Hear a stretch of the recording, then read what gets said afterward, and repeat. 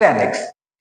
tan x এর যোগজীকরণ হয় না, tan x এর যোগজীকরণ করতে গেলে আলাদা একটা সূত্র আসবে ln sec x plus c। আচ্ছা যাই হোক, ওটা পরে আর ধাপে আমরা করব। আপাতত ln x এর tan x এর যোগজীকরণ হয় না, ওই জন্য আমরা একটু উল্টা পাশে যাব, এখান থেকে আমরা এইটা যাব। তাহলে এখানে আছে sec square x, sec square x এর অন্তরীকরণ হচ্ছে tan x plus c। ঠিক আছে, তাহলে cot x, cot x এর যোগজীকরণটা কি বলতো?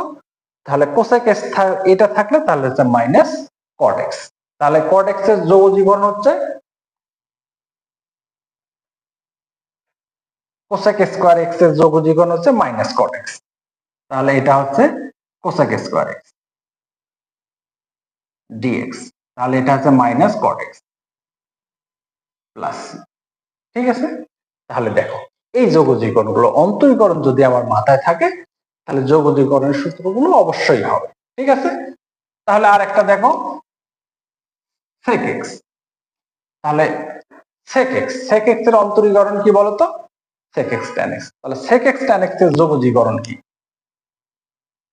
তাহলে sec x এর যোগজীকরণ হয় অবশ্যই, এগুলো পরে আরেকটা সূত্র আছে।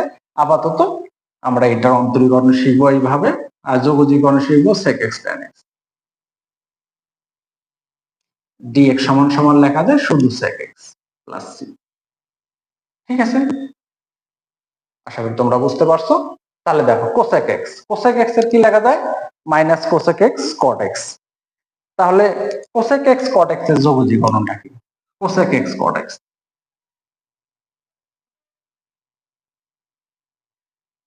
তাহলে minus cosec x plus c।